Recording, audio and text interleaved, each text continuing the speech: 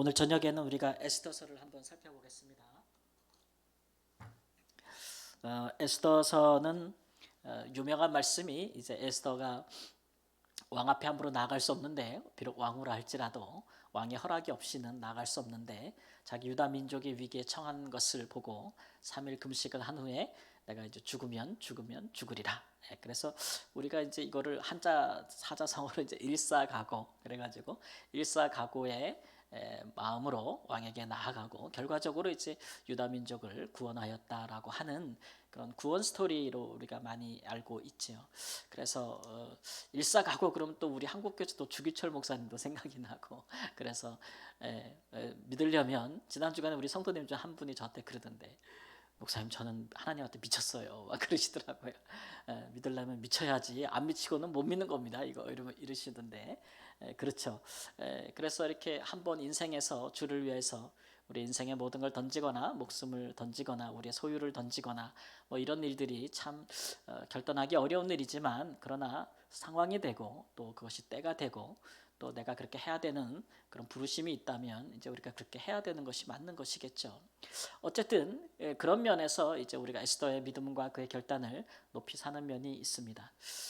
그러나 이제 우리가 이 교회 역사를 보면 에스더서는 성경에서 가장 논란이 많고 이제 주목을 받지 못했던 성경, 심지어는 이 에스더서를 우리가 성경 66권이라는 이 성경의 정경 안에 과연 받아들여야 될 것인가 말 것인가가 끊임없이 이제 구설수에 올랐던 그런 성경이기도 해요.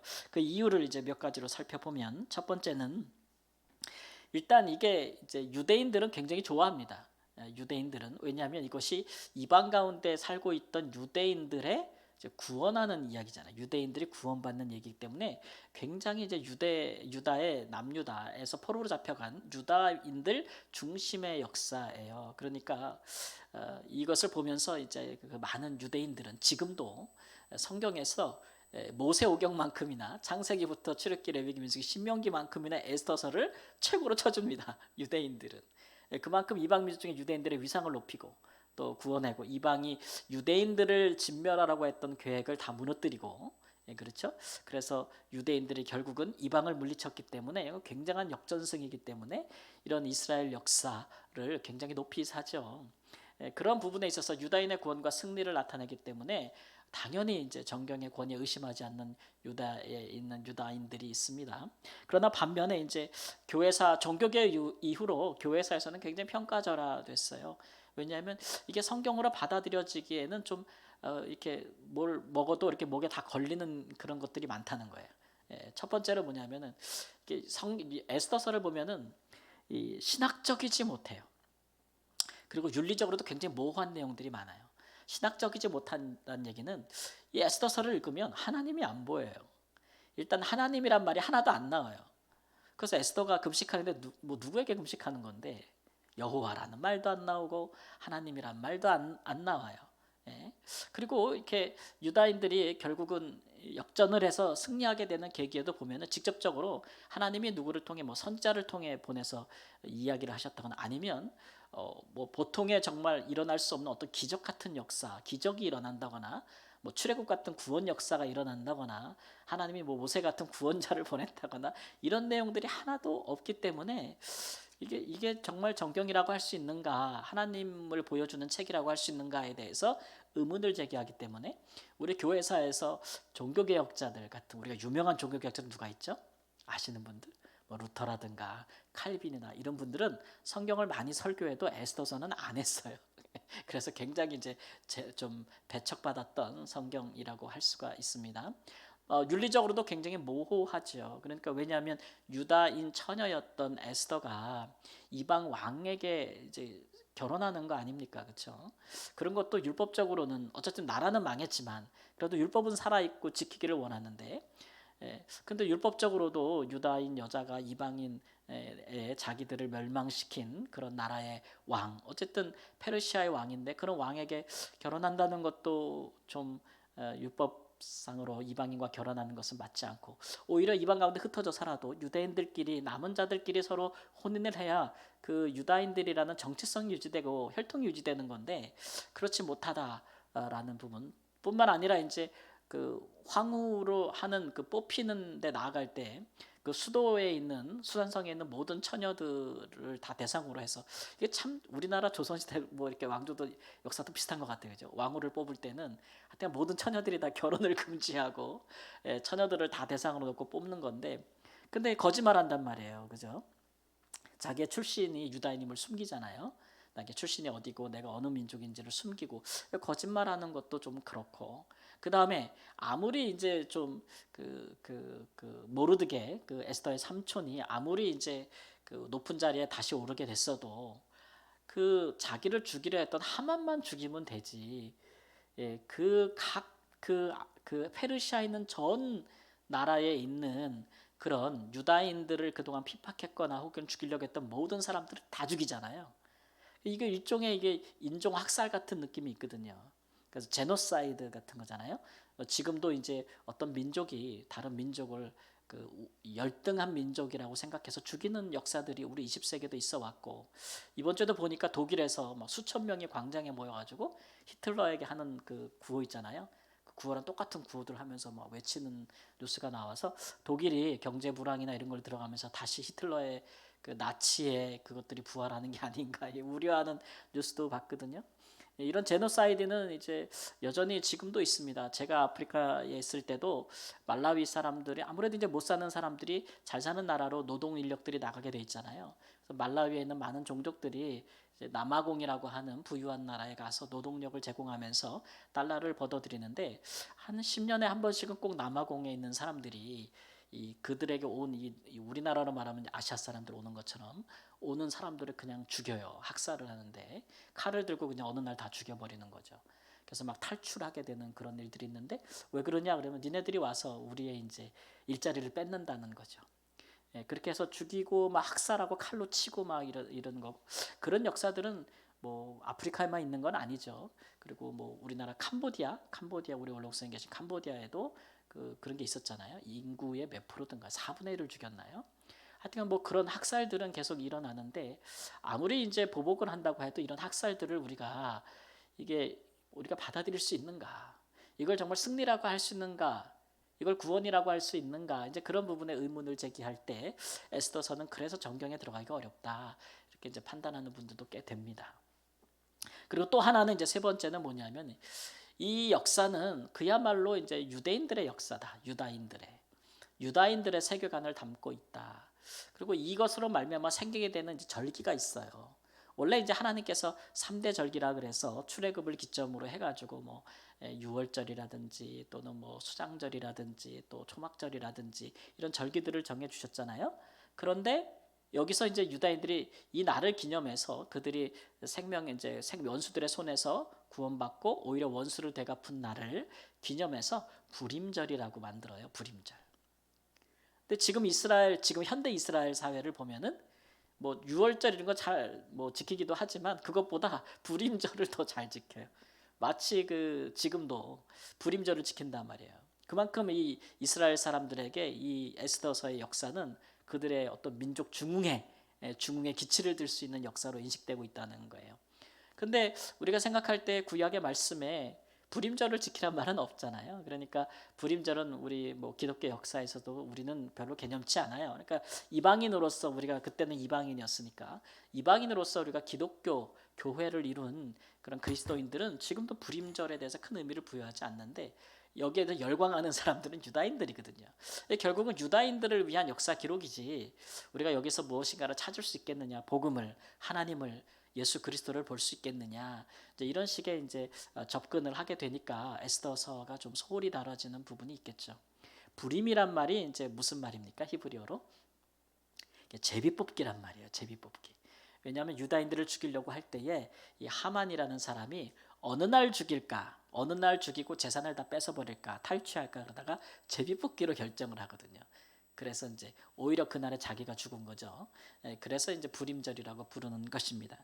그럼에도 불구하고 이제 우리가 성경에 교회사에서 이것을 정경으로 인정하고 성경의 66권에 함께 이제 묶어서 보는 이유는 힘이 하나나 그러나 이곳에서 우리가 어떤 복음에 대한 일부분을 찾을 수 있고 계시를 찾을 수 있다라는 부분 때문이겠죠. 그래서 이제 그런 부분들을 오늘 살펴볼 것입니다. 개론을 한번 살펴보면 이제 에스더서가 과연 역사적인 배경이 어떻게 되는가 보면은 에스더서는 언제 기록되었는가 어느 시대인가 그러면 페르시아 아하수에로 왕 때, 페르시아 아하수에로 왕 때입니다. 우리가 이제 유다를 멸망시킨 남유다를 멸망시킨 나라는 페르시아가 아니죠. 바벨론이라는 나라입니다. 그죠? 세계사에서는 바빌로니아라는 나라고. 그다음에 이제 그 나라가 바벨론이 무너지고 또 메대와 바사라는 연합국이 들어섰다가 페르시아가 메대를 무너뜨리고 이제 바사, 페르시아라는 나라만이 존재하게 되죠. 그래서 그 페르시아라는 나라의 왕입니다. 왕. 그래서 이 사람이 페르시아의 초대 왕이 고레스예요. 고레스. 고레스 때 무슨 일이 있었어요? 고레스가 왕이 되자마자 페르시아 왕국을 세우고 이 사람이 이제 유다의 첫 귀환을 명령하는 거예요. 그리고 나서 이제 3대째 왕이 아하수에르 왕입니다. 그래서 예수님 오시기 전에 484년부터 464년 동안 약 20년간 통치했던 왕이에요. 왕이에요. 그런데 우리가 이제 고레스라는 페르시아의 초대 왕이 유다 백성들은 다 유다로 돌아가라라고 귀환 칙령을 내린 게 538년이에요. 538년. 그러니까 처음으로 유대인들이 귀환하라고 한 지 몇 년 만이냐면 약 38년, 50년, 56년 그 정도 지난 거죠. 그러니까 첫 번째 포로 귀환이 이루어진 지 시간이 좀 지난 거죠. 50년 정도 지난 거예요. 우리가 포로 귀환이 총 몇 번에 걸쳐서 이루어졌다 그랬죠? 3번. 우리는 3번 익숙하니까 3번 익숙한데 그게 바로바로 이루어진 게 아니라는 걸 알게 되는 거죠. 1차, 2차, 3차 이렇게 이루어지는데 그 간격이 꽤 크다는 것을 우리가 이제 알게 되는 거죠. 그러면 에스더서는 언제냐 그러면은 1차와 2차 사이예요. 1차와 2차 사이. 1차에 유다인들을 데리고 귀환하는 사람의 대표가 누구냐면 다윗의 후손이었던 수룹바벨이라는 사람이죠. 이 사람이 처음에 와서 한 일이 뭐예요? 성전 세우는 거예요. 성전 세우는 건데 성전을 딱 기초를 놓고 세우려고 했는데 주변국에서 민족들이 자꾸 방해하고 그래서 15년 동안 성전이 중지됐다고 했잖아요. 그렇죠? 그래서 이제 이것을 독려하기 위해서 이제 2차로 귀환한 사람 중에 2차로 이제 유대인들을 데리고 온 사람이 누구예요? 에스라 또는 학계 이런 사람들이 와서 성전을 막 독려하잖아요. 그렇죠? 그래서 가만 시기를 따져 보면은 1차와 2차 귀환 사이. 그러니까 수룹바벨이 인도와서 성전을 짓고 성전을 건축을 하고 있는 상황. 그런 상황. 그때 2차 사이에 이제 이 사이에 이런 일이 일어났다. 그래서 요때 이 공동체를 그 당시에 유다에 있는 공동체는 제2성전, 제1성전은 솔로몬 성전이고 제2성전은 수룹바벨 성전이 있는 상태. 그 상태인데 그런 상황에 지금 페르시아의 수도에서 일어나는 일을 얘기하고 있는 거예요. 시기적으로. 이렇게 이제 비교를 하시면 되죠. 그러면 이제 궁금증이 생기잖아요. 이 사람들은 왜 아직까지도 여기 남아 있는 거지? 돌아가고 싶은 사람은 다 돌아가라 그랬는데 왜 유다인들은 아직도 여기 남아 있는가? 그래서 비귀한 유대인들 왜 남아 있었을까요? 한번 우리가 이유를 추정해 볼까요? 왜 돌아가라 그랬는데 자기 나라로 돌아가라 그랬는데 왜 안 돌아갔을까요?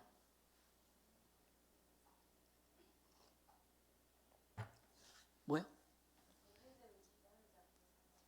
이미 70년 동안 여기 자리를 잡았어요. 그죠? 자리를 잡았고 뭐 이미 70년이면 포로로 왔던 사람들 많이 죽었죠. 그 새로운 세대들이 또 태어나서 뭐 중년이 넘었을 것 같은 생각도 드는데 그죠? 그래서 이미 여기를 자리 잡았기 때문에 떠나기가 어려운 사람들 많았을 거예요.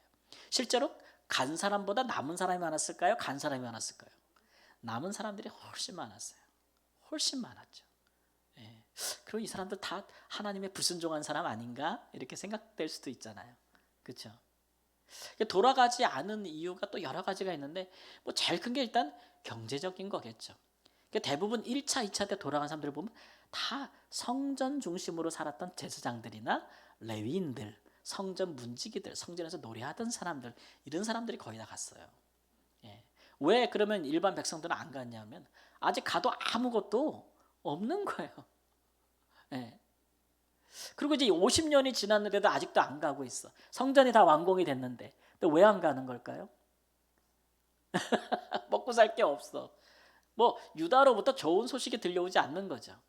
성전 가서 이제 돌아가라고 할 때는 막 뭐 진짜 막 선지자들이 막 이제 돌아가면 이제 다 우리는 회복될 것이고, 돌아가면 또 새로운 영광의 시대가 열릴 것이고, 다윗 같은 왕조가 다시 열릴 거라는 기대감, 그런 기대감으로 충만했을 거 아니에요. 선지자 예레미야서를 보세요. 하나님께서 뭐 이제 내 새 언약을 세우고 뭐 너희들 뭐 엄청나게 이제 큰 영광, 처음 성전의 영광은 비교도 할 수 없다, 막 이러면서 막 독려하잖아요. 근데 시간이 지나서 소문을 들어보니까 아 근데 변하는 게 없어. 거기 뭐 예루살렘 성벽은 아직도 무너져 있는 상태고, 여전히 안보가 위협받는 상황이고, 성전은 있으나 보잘것없고. 그렇다고 해서 그 성전을 기반으로 해서 그 돌아갔던 유대인들이 그러면 성전을 기반으로 해서 아주 신실한 믿음의 공동체를 이루었느냐? 그것도 아니거든요. 들려오는 소식들을 보면은 결국은 이제 또 귀족들이 또 땅과 집을 막 차지하게 되고, 가난한 자들은 더 가난하게 되고, 뭐 이런 일들이 계속되기 때문에 그런 소식들을 들으니까 아유, 내가 거기 가서 뭐 하겠어. 내가 거기 간들 아무 유익이 없다. 차라리 여기서 있는 것이 낫다고 생각하는 유대인들이 훨씬 많았다는 거죠.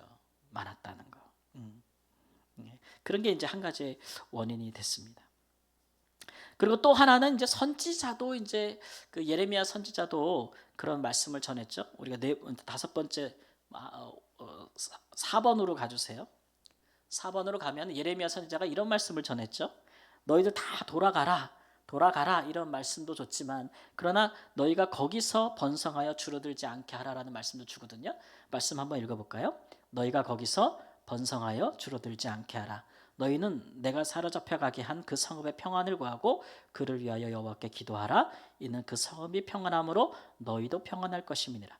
여호와의 말씀이니라. 너희를 향한 나의 생각을 내가 아나니 평안이요 재앙이 아니니라. 너희에게 미래와 희망을 주는 것이니라. 우리 이 말씀 굉장히 많이 듣던 말씀이죠.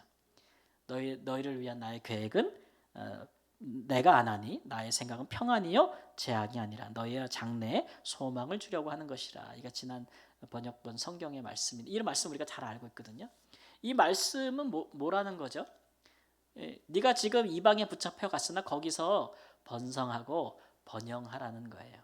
그리고 그 나라의 지도자들을 위해서 뭐 하라고요? 기도하고 평안을 빌라, 이런 얘기죠. 내가 거기서 너에게 평안을 주겠다, 이런 말씀인 거예요. 그리고 또 당시에 이제 그 바벨론이라든지 혹은 또 이제 그 페르시아라든지 그 나라의 정책이 어땠냐면은 이방인들을 포로로 잡아온 이방인들을 그저 뭐 죽을 때까지 노예로 부리는 그런 사회가 아니었어요. 이방인들 중에도 능력이 있으면 얼마든지 신분이 상승될 수 있는 굉장히 개방적인 사회였단 말이에요. 그러니까 유대인들이 잡혀올 때는 포로로 잡혀왔어도 그들이 어떻게 사는가에 따라서 그들이 그 사회에 정착할 수 있고 성공할 수도 있고 지위를 가질 수도 있는 그런 시스템을 갖고 정책을 폈거든요. 그렇게 큰 대제국을 다스렸단 말이에요. 그러니까 그런 상황에서 이런 말씀이 이제 효과가 있는 것이죠. 선지자들이 이런 권고를 했기 때문에 우리가 꼭 유다로 돌아오지 않는 유대인들에 대해서 꼭 비판할 필요는 없다라는 생각이 들어요. 어쨌든 이제 이런 일들이 이루어졌다라고 하는 것이죠. 그리고 나서 이제 에스더서에 이제 우리 내용 한번 들어가 볼까요? 어떤 일이 있었는지. 결국 에스더서는 두 사람 간의 갈등으로 촉발된 것입니다. 두 사람의 갈등으로 인해서 종족 대결까지 가는 건데, 자, 그 중에 한 사람이 누구냐면 아각 사람 함무다다의 아들 하만이라는 사람이에요. 아각 사람 함무다다의 아들 하만이라는 사람. 여기서 딱 이 사람도 페르시아 사람은 아니구나. 요 쫙 보세요. 잠깐 보여주세요.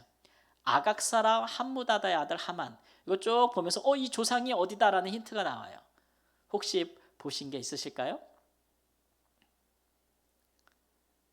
제가 힌트를 드리면 아각 사람이라는 데 있어요. 아각 사람. 아각 사람도 이거 어디서 봤지? 어디서 봤지? 아각 사람이 누굴까요? 이 아각은 아말렉 족속의 왕입니다. 언제 등장해요? 하나님이 사울 왕에게 아말렉 족속을 치라고 하잖아요. 그죠? 근데 사울이 가서 그 아말렉 족속의 왕을 죽이지 않습니다. 그 사람의 이름 뭐예요? 아각이에요. 아각. 끌고 오는 거죠. 그래서 결국은 하나님이 뭐 다 짐승들도 다 끌고 오고 사울 왕이 하나님 말씀에 불순종하게 되잖아요. 그때 그래서 그 왕을 죽이는 사람이 사울 왕이 아니고 나중에 사무엘 선지자가 끌고 가서 죽이죠. 그 사람의 이름이 아각이에요. 그러니까 우리가 이렇게 보면은 이 하만이라는 사람은 어디서 굴러왔어요? 본래 아말렉 족속의 왕족의 후손이라는 걸 우리가 알 수가 있죠. 그 사람이 뭐 이렇게 유다인들처럼 똑같이 흘러 들어와서 어떻게 잘 인정을 받아가지고 이방인이었지만 그도 그러나 이제 페르시아의 왕 다음으로 가는 굉장한 왕에게 신뢰를 받은 자리까지 올라갔다라는 것을 알 수가 있습니다. 이 사람과 누가 이제 대립을 하느냐 하면 모르드게라는 사람이죠. 이 사람은 유다인입니다. 그 사람은 어디 사람이냐 보면은 베냐민 자손, 기스의 증손, 시므이의 손자, 야일의 아들 모르드게. 자, 모르드게가 누구의 후손인지를 이렇게 알 수 있는 아각처럼 알 수 있는 힌트는 어디 있을까요? 베냐민 자손은 뭐 베냐민 자손이니까 유다 사람인 거고, 그죠? 어디서 알 수 있을까요? 기스, 시므이, 야엘 누구에게서? 기스. 기스가 누구예요? 베냐민 지파 기스, 사울 왕의 아버지. 그러니까 이 모르드게는 누구의 자손이에요? 사울 왕과의 후손이에요. 뭐 시간은 많이 떨어져 있겠지만 이 사람은 하여튼간 사울 왕과의 또 후손이라는 정체성을 갖고 있어요. 그리고 보니까 이 두 사람이 대립하는데 서로 미워하는데 그 종족을 다 죽이려고 하는 거예요. 원인을 뭐냐면은 하만이 굉장히 지위가 높아져 가지고 왕의 반지를 끼고 뭐 왕의 옷을 입고 막 이렇게 가는데 모든 신하들이 다 절을 하는데 무릎 꿇고 이 하만에게 모르드게는 안 해요. 안 해요.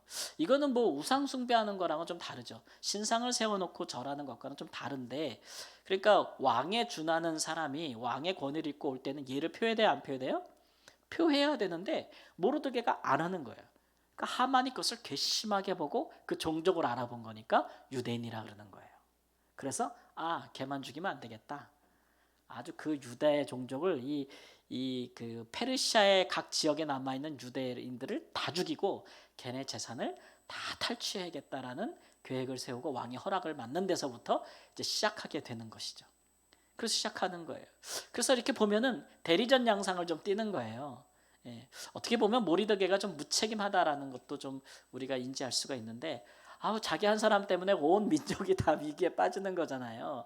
그런 걸로 봐서 진짜 완고하고 고집세고 이런 사람이다, 그렇게 이야기를 하는데, 또 어떻게 보면은 자기 조카 딸을 신분도 숙이고 왕후로 들여보낼 정도로 굉장히 융통성도 있고 막 그런 사람 같잖아요. 기회를 아주 놓치지 않는 굉장히 그런 사람인 것 같으면서도 또 이 부분에 대해서는 굉장히 또 고지식한 부분이 있어요. 그래가지고 이제 두 종족 양상이 띄게 되는데, 우리가 성경에 보면은 이스라엘과 아말렉은 하여간 대대로 철천지 원수죠. 언제부터 그 시작이 되었을까요? 아말렉이 처음 등장하는 거는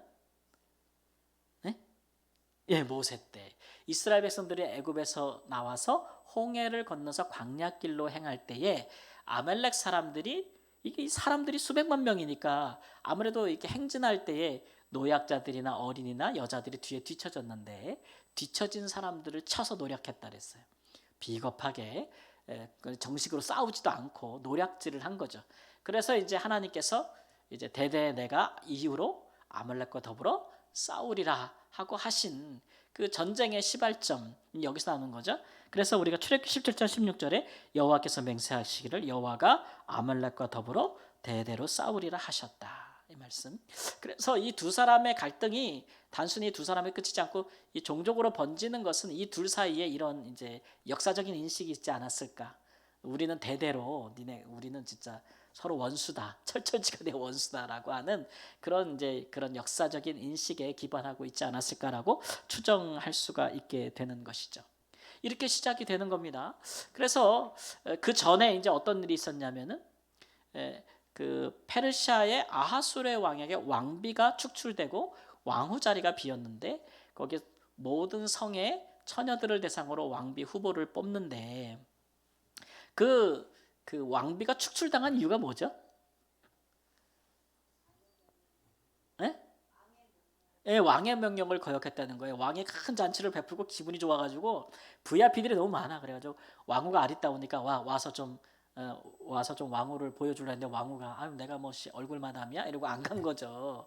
그러니까 왕이 화가 나가지고 근데 신하들이 또 옆에서 저런 왕비는 안 된다고 그러면서 왕위를 폐하죠. 그리고서는 이제 어떤 명령을 온 페르시아 내리냐면 남자로 그 집을 주관하게 하라.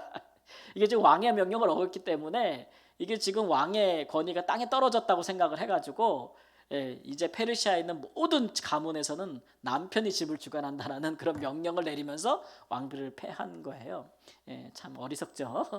어쨌든 그렇게 해서 공석이 되었는데 그 와중에 이제 에스더가 도산 수산성에 있다가 자기 신분을 숨기고 들어갔는데 아리따고 또 지혜로워서 이제 뽑히게 되는 것이죠.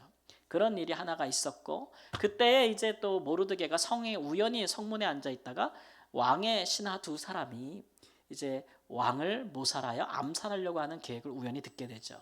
그리고 그것을 자기 조카 왕후 에스더에게 알리고 에스더가 왕에게 알립니다. 그래서 붙잡아서 조사해 보니까 사실이 발각이 되어서 그 두 사람을 처형시키게 되고 이제 역사의 기록을 나는 거예요. 이렇게 암살 계획이 있었는데 모르드게라고 하는 사람이 이렇게 고변하여 왕의 목숨을 보존하였다라는 기록을 남기는데 안타까운 것은 이제 보상이 없었던 거예요. 보상이 없어서 지나갔어요. 그런 상황에서 이제 하만이라고 하는 사람이 자기한테 절하지 않는 그런 사람이 이를 죽이려고 하고 이제 왕에게 거짓말을 하는 것이죠. 왕이요, 왕의 나라에 유독 아주 말 안 듣는 한 족속이 있는데 그들은 자기만의 법과 자기만의 풍습이 있어서 왕의 명령을 따르지 않고 왕의 법을 따르지 않습니다. 이런 민족을 계속 둘 것 같으면은 다른 모든 민족에게도 악영향을 끼칠 것이니까 이 민족을 한날 정하여 다 죽이시고 그들의 재산을 다 탈취하시면 제가 왕의 금고에 다 채워드리겠습니다. 이렇게 이제 이야기를 하고 제안을 하니까 왕이 아 그러냐 내가 뭐 나 다음은 너니까 네가 알아서 해 이렇게 되는 것이죠.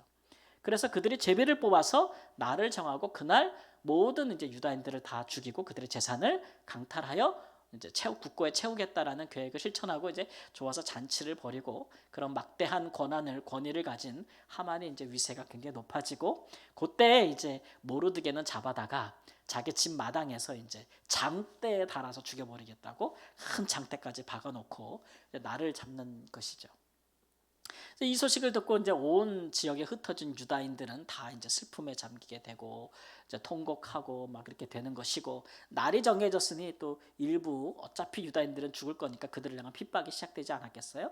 박해가. 그러니까 이제 모르드게가 이제 왕후에게 나아가서 지금 사정사정이 이러하니 네가 왕에게 나아가서 우리 민족을 구원할 수 있게 네가 할 일을 하라. 그러니까 이제 왕후가 하는 말이 왕이 나를 아직 부르시지 않은 지 보름이나 넘었고 왕의 명령을 받지 않고 누구든지 그에게 나가면 죽임을 당합니다. 예. 그리고 그 전 왕후가 또 폐하여진 것도 있잖아요. 그러니까 내가 지금 나갈 수가 없다라고 이제 또 뭐 이렇게 뭐 출신도 밝히지 않고 되었으니 왕후의 세력 자체가 없잖아요. 정치적인 배경이 없잖아요. 그러니까 자기가 할 수 없다고 이야기를 하니까 이제 모르드게가 뭐라 그래요? 우리가 잘 아는 말씀이죠. 네가 그 자리에 있는 게 이때를 위함인줄 누가 아느냐 이렇게 말하고 네가 만일 아니하여도 유다인은 다른 곳으로 말미암아 구원을 얻으려니와 너와 내 집은 망하리라 이렇게 이제 강한 경고를 날리죠. 그래서 이 말을 듣고 에스더가 이제 마음이 부담이 돼서 고민하다가 이제 결단합니다. 그래서 내가 며칠 금식하고 3일을 금식하고 내가 3일 금식 맞아요? 나아가겠다 왕에게 나아가겠으니 모든 유다인들을 모아서 나를 위해 기도해달라 이렇게 3일 금식을 했는데 금식하니까 얼마나 예뻐. 그 왕 앞에 나아갔는데 왕이 딱 보니까 이쁘니까 호를 이렇게 내밀었단 말이죠.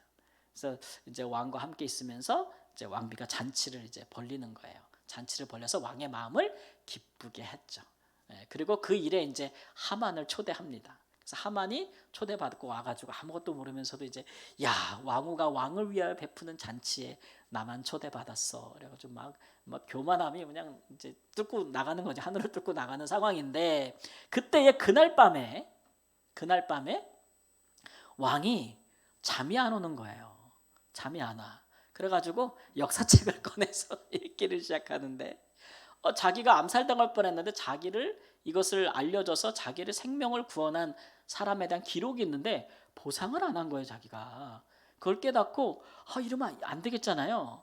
그래서 그 다음날 하만을 불러가지고 야, 내가 이제 왕이 존귀하게 여기고 왕이 귀하게 여기는 사람한테 왕이 어떻게 해주면 좋을까? 이렇게 이제 묻죠.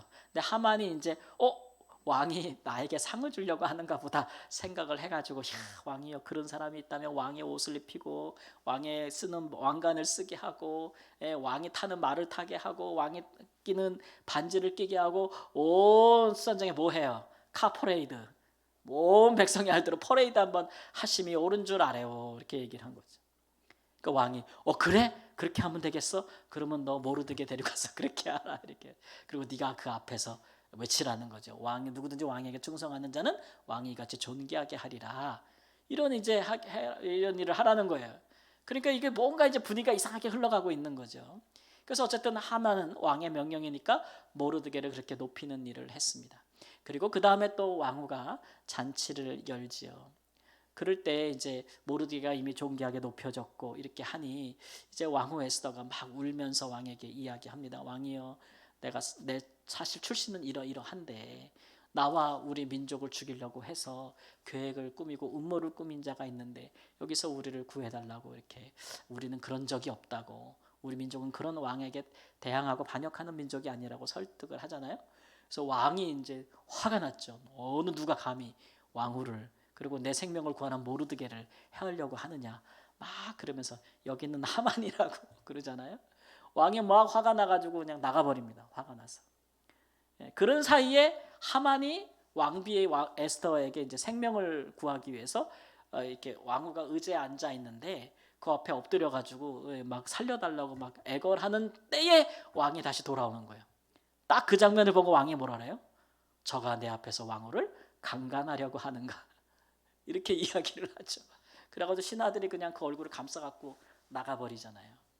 그럴 때 이제 왕후 에스더가 말하기를 저 사람이 우리를 그렇게 하려고 했다고 하니까 이제 그 신하들이 말하기를 또 이 하만이 모르드게를 죽이려고 자기 집마당에 장대를 세웠습니다. 그러니까 거기에 달아버려라. 그래서 모르드게가 죽고, 또 왕후에게 내가 너희를 왜 어떻게 하랴라고 얘기하니까 우리를 죽이려고 했던 하만의 아들들과 또 흩어져 있는 모든 세력들을, 대적들을, 우리의 원수들을 우리로 하여금 치게 하여 주소서라고 허락을 구해서 이틀 동안 그 일을 합니다. 그래서 그 날이 이제 불임절이 되는 것이고 대대로 지켜지게 되는 것인데, 다만 이제 유대인들이 그 적들을 다 죽일 때에 한 가지 안 한 게 있어요.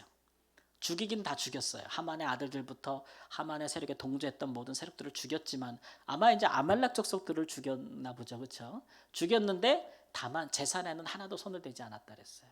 재산에는 손을 대지 않았다. 이런 것들은 이제 하만이 유다인들의 재산을 탐한 것과는 다르게 유다인들은 단순히 이제 원수를 갚으려고 하는 것이지 그들의 재산을 탈취하려는 목적은 없었다라는 것들을 또 이렇게 함으로써 이제 어떤 왕에게 어필하려고 하는 그런 것도 있겠죠. 어쨌든 좀 그 부분은 좀 달랐다 이렇게 되는 것이죠. 그래서 이제 결국은 그들이 구원함을 받았다. 라는 것들이 이제 에스더서의 내용이 되겠습니다. 이미 다 알고 계신 내용을 제가 이렇게 이야기식으로 한번 구성을 해봤어요. 그래서 우리가 이제 이 에스더서를 보면서 몇 가지 우리가 좀 적용점을 찾고 싶은 부분이 있는데, 그것은 뭐냐? 첫 번째로 뭐냐면은 이제 세상 속의 그리스도인들의 라이프 스타일인데요. 이방 가운데 살아가고 있는 유다인들의 생활, 라이프, 삶이 어때야 되는가를 이제 우리가 한번 엿볼 수 있는 것이죠. 그들이 유다에 있을 때는 이것은 그들의 세계죠. 거기는 성전도 있고 율법도 있고 여호와도 있고 제사장도 있고, 그야말로 그냥 유다는 종교와 사회가 하나잖아요. 근데 그들이 이제 그 나라가 멸망하고 이제 그 바빌론으로 오고 페르시아로 왔을 때 그들이 겪은 충격들은 뭐냐면, 우리들의 세계는 너무 작았다는 거죠. 우리들의 나라는 이 강대국의 통치 가운데 아주 작은, 불과 한 점에 불과했다라는 이제 인식을 갖게 된 것이죠. 예.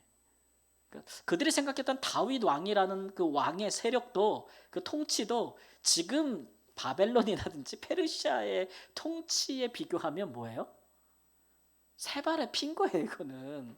그러니까 그들은 우물 안에 개구리라는 인식을 가졌던 거죠. 예, 우물 안에 개구리. 그러다 보니까 이제 두 가지 선택이 있는 거예요.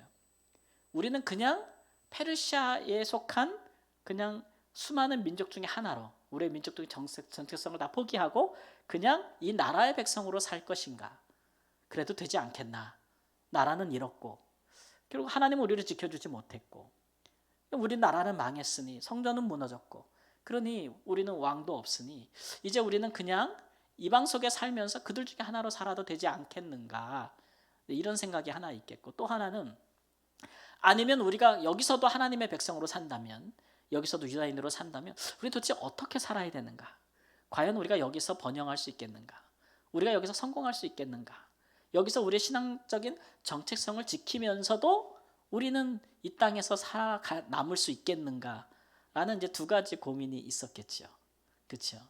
이런 고민들은 오늘날 세상 속에서 살아가는 우리 그리스도인들하고도 이제 같은 고민이라고 할 수 있어요. 자, 그렇게 우리가 이제 이 유다인들처럼 살아갈 때에 이제 모르드게와 에스더는 그들이 유다인이라는 정체성을 숨겨야만 됐어요. 예, 그러니까 드러내지 않았어요. 왜 드러내지 않았을까요? 드러내는 게 이익이 있어요, 없어요? 없는 거야. 유다인이라는 걸 드러내봤자 페르시아의 나라에서 성공할 수가 없는 거죠. 그래서 그걸 숨겼어요. 그게 훨씬 좋았다는 거죠. 예, 자기들의 신앙과 정체성을 숨겼다는 거죠.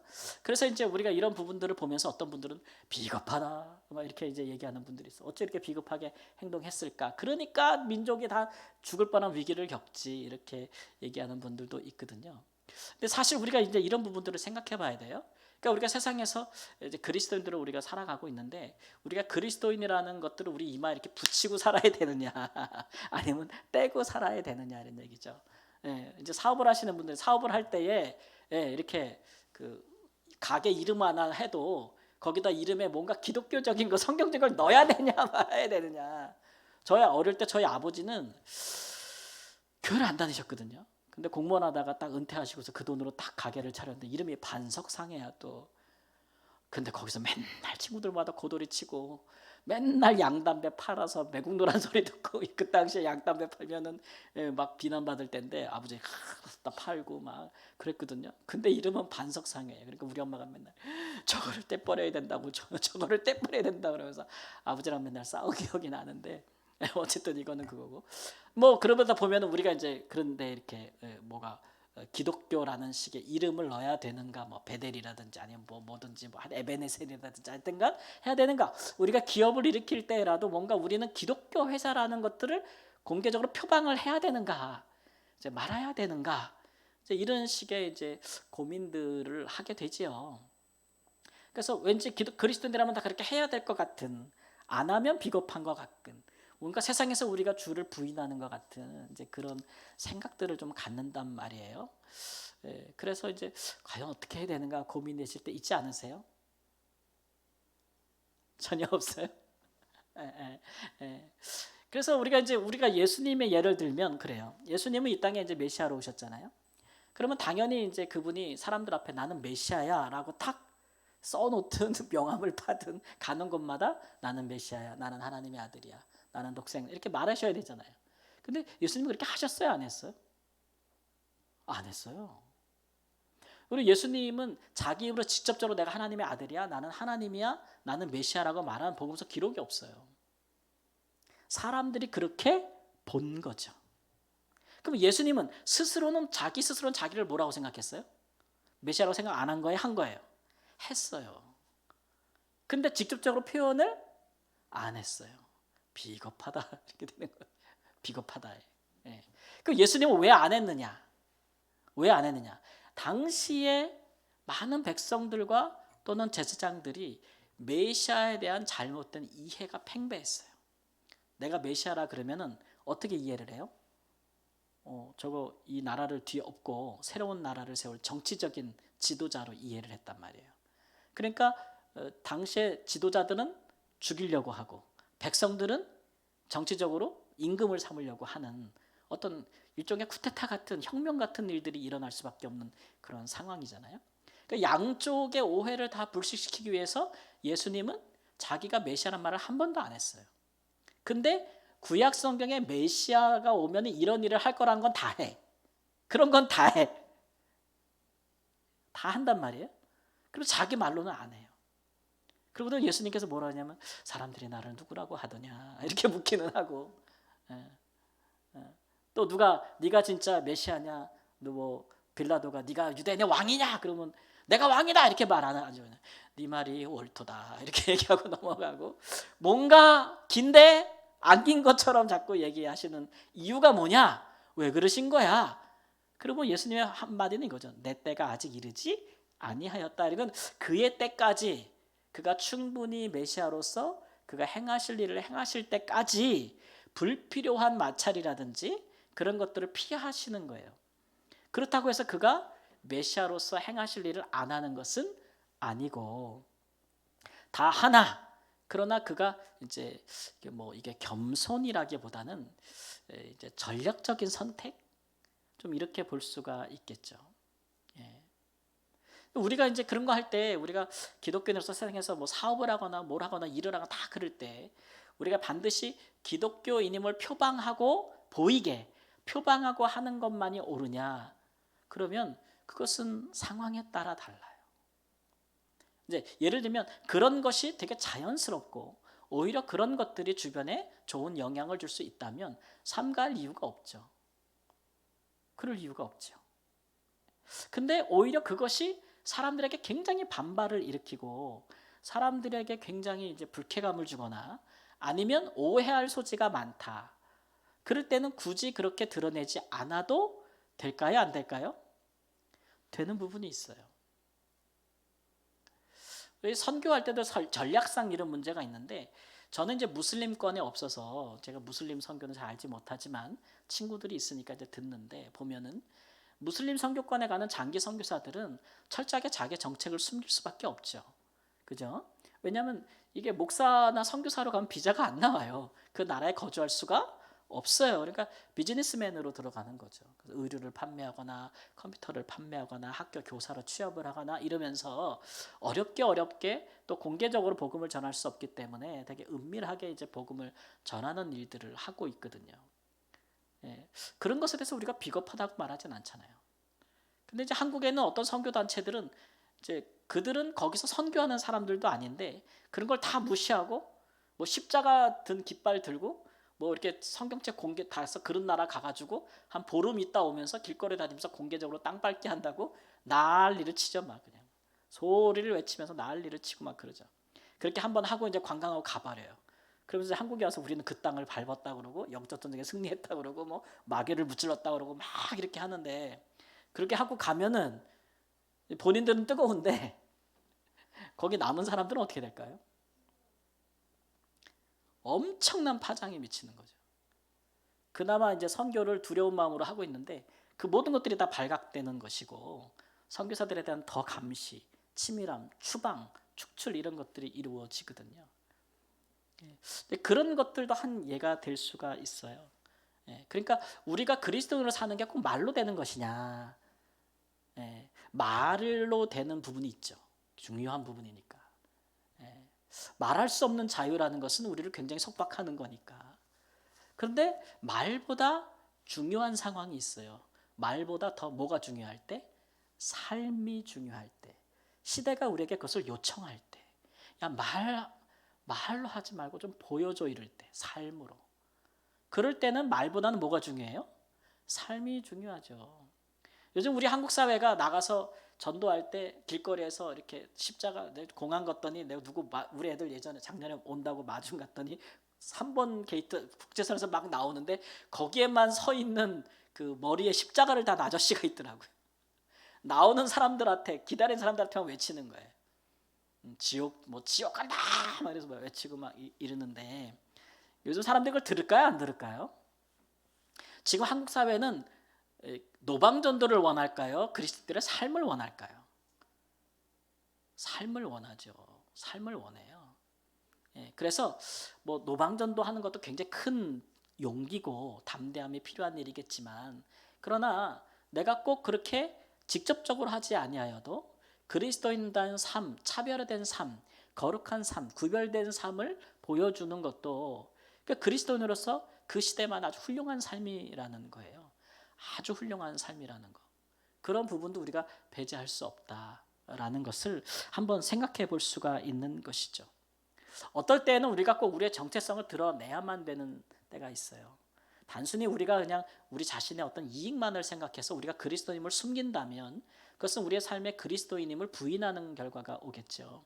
그것은 하나님이 기뻐하시지 않는 일이나, 그러나 이제 전략적인 선택에 있어서는 우리가 그리스도인임을 커밍아웃하는 것과 그러지 않은 것은 그 시대와 상황에 굉장히 많은 영향을 받고 있어요. 우리가 우리 자신을 순간 일시적으로 감춘다고 해서 그것이 큰 허물이나 죄가 되지 않을 수도 있다는 사실들을 오히려 우리가 생각해 봐야 되고, 오히려 뭐든지 다 기독교적이라는 표시를 다는 것이, 그런 것이 그에 합당한 그 삶이 따라주지 않는다면 오히려 그것이 더 하나님의 영광을 가릴 수 있다는 생각을 해봐야 됩니다. 간혹 이제 우리가 과거에 기업을 하더라도 이제 기독교 기업이라는 것을 표방하고 뭐 기독교 전체 기업 수익의 11조를 철저하게 하나님께 드린다라는 것을 표방하고 막 하는 그런 그 있죠. 또 이제 그 뭐 제가 이제 기독교 NGO도 소속돼 봤는데, 기독교 NGO 중에서도 NGO라는 것이 이제 후원을 받아 살잖아요. 근데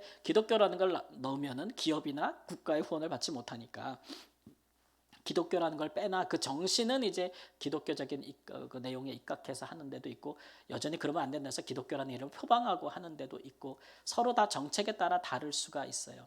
그런데 문제는 표방하는 사람들은 표방하는 것만큼 따라주지 못하면 오히려 진짜 큰 위기가 오는 것이죠. 그래서 예를 들어서 막 11조를 막 해 11조를 막 구제를 하고 막 회사가 막 사회복지에 쓰고 막 그래. 그런데 직원 복지는 엉망이야. 직원 거기서 일하는 회사원들한테 월급을 안 줘. 거기에서 일하는 직원들은 우리가 기독교 회사라는 것에 대해서 환멸을 느끼고 있어. 막 이게 기독교 회사야? 막 이런. 그리고 예를 들면 뭐 비자금 형성 엄청 하고 막 부정부패가 많고 회사는 그렇게 돌아가는데 그 수익으로만 뭐 우리가 이렇게 기독교 외친다 그러면은 그게 이제 도움이 되겠어요, 안 되겠어요? 결과적으로 안 되는 것이겠죠. 근데 기독교라는 것을 표방하는 거는 뭐예요? 표방했을 때 이익이 있단 말이에요. 그래서 하는 경우가 많거든요. 근데 지금 한국 사회는 젊은이들, 우리 청년들 얘기해 보면 가서 내가 교회 다닌다는 말을 안 한대요. 안 하는 게 더 편하대요. 하면은 애들이 저 생각 없는 애 아니야? 이렇게 본다는 거죠. 그래서 이제 스스로 정체성을 숨긴다 이런 얘기도 많이 하는데, 우리가 살고 있는 시대가 어떤 시대고 시대적인 요구가 어떤 것도 우리의 정체성을 우리가 드러내느냐 안 하느냐 전략적인 선택의 문제가 될 수 있다라는 것들을 우리가 한번 생각해 봐야 되는 것이죠. 두 번째로 갈등 요소를, 사회적인 갈등을 우리가 어떻게 해결할 것인가도 우리 그리스도인들이 늘 생각해야 돼야 되는 부분이에요. 그러니까 우리가 이렇게 충돌하는 것만이 항상 충돌하여 이제 나 살고 너 죽이는 거, 그것이 이제 항상 우리 그리스도인들이 승리하는 길인가? 그것을 우리가 항상 구원이라 부를 수 있는가? 이제 그런 부분에 대해서도 사실은 심각한 이제 그런 고민들을 하고 있는 것이고, 근래 우리 이제 매스컴이라든지 그런 데서 그 나타나는 교회의 대표적인 이제 골칫거리가 되는 교회 이미지들이 다 그렇죠. 교회 이미지들이 무슨 뭐 싸움꾼 같은 이미지죠. 목사들이, 교회도 그렇고 또 그런 것이 정당화되고 이렇게 좀 이렇게 높이 영웅처럼 히어로처럼 인정을 받는 좀 그런 추세도 좀 있는 것 같아요. 그래서 그만큼 기독교가 굉장히 교회가 좀 정치적으로 많이 좀 전향된 느낌을 많이 받고 있잖아요. 그렇게 교회가 오히려 사회적인 갈등을 촉발하는 역할을 한다. 그런 것들이 과연 우리 기독교인들 교회의 바른 역할이라고 할 수 있는가? 이런 것들 오늘 말씀해 보면은 예레미야 선지자가 뭐라 그래요? 너희가 있는 그곳에서 평안을 끼치라 그러잖아요. 평안을 끼치라.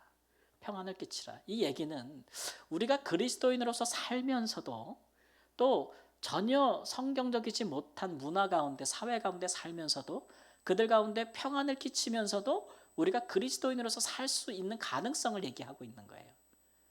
얼마든지 가능하다는 거죠. 그런 일들이. 그런 지혜를 배워가는 것이 이제 그리스도인들의 삶의 문제라는. 근데 우리가 이게 너무 이제 너무 영적 전쟁이라는 인식을 강하게 갖게 되면 이제 뭐든지 우리가 이제 싸우려고 덤비기 시작하면 나는 믿고 너는 안 믿고, 그렇기 때문에 우리는 누구 하나 죽을 때까지 내가 이겨야 네가 이제 지는 거. 그래야 이제 구원이 있는 거야. 그의 믿음으로 승리하는 거야. 이런 식의 너무 대결적 양상 구도를 갖는 것도 이제 그리스도인들의 바른 합당한 어떤 삶의 모습은 아닐 것이다. 이런 것이죠. 그래서 우리 그리스도인들은 어떤 이런 폭력이라든지 혁명이라든지 이런 것들을 우리 교회사에서 시도한 때도 많습니다.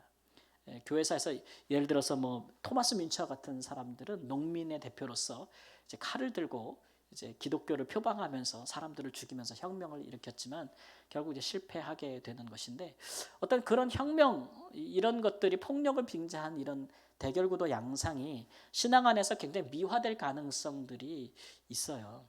그런 역사들이 실제로 존재하고, 그런 것들을 우리가 어떻게 이해할 것인가에 대해서도 에스더가 사에서 한번 이제 보여주는 것이죠. 그래서 이 에스더서의 역사를 보면서 이제 유다인들에 대한 승리, 유다인들은 기뻐하고 지금도 이 절기를 지키지만, 그러나 이제 열방에 퍼진 기독교인들이 볼 때 우리가 이것을 보면서 무슨 불임절을 우리도 지켜야 된다는 둥, 혹은 이렇게 우리가 살기 위해서 우리를 죽이려고 하는 자들을 우리가 죽여야 한다는 둥, 이런 교훈을 받지는 못하잖아요. 그러니까 보편적 복음에 이르지 못한다는 것이죠.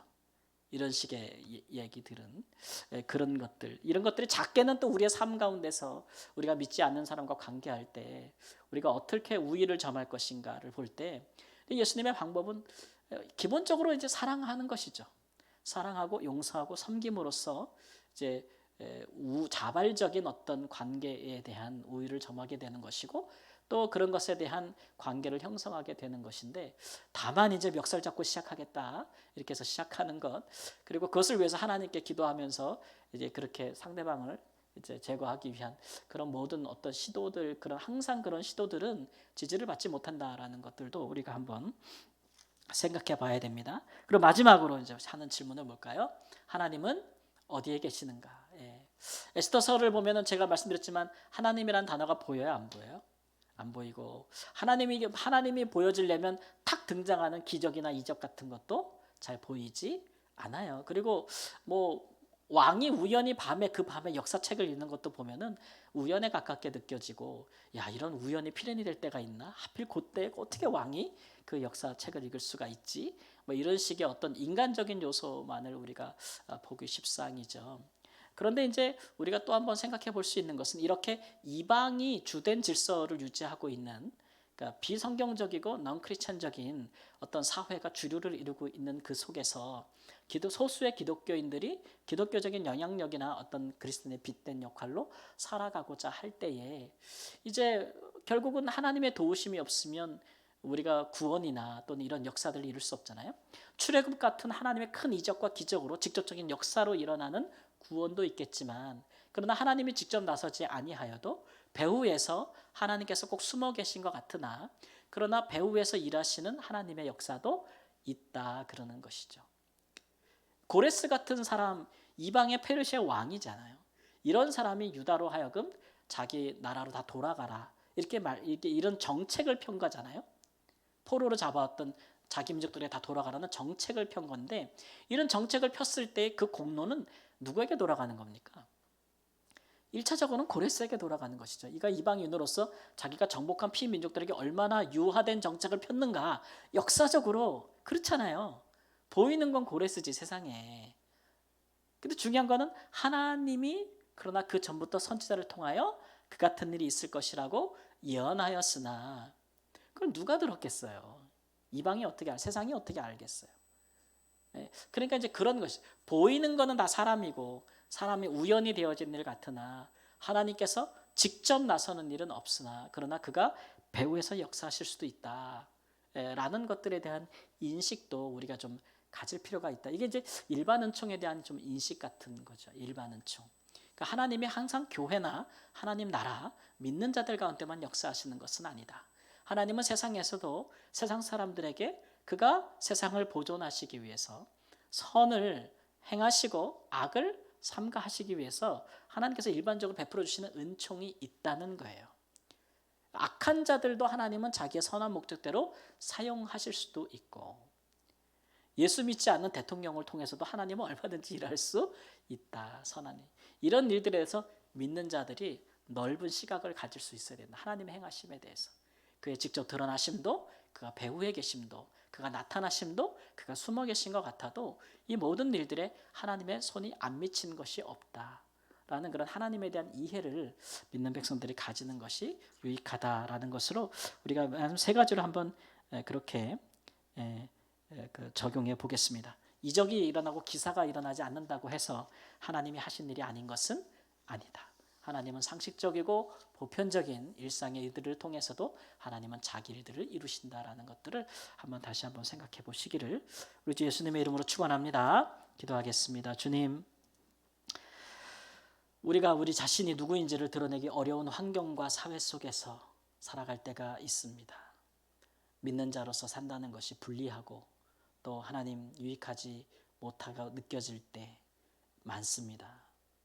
그러나 우리가 말을 하던 하지 않던 우리의 삶은 항상 하나님의 백성다운 그리스도인다운 삶의 모습이기를 원합니다.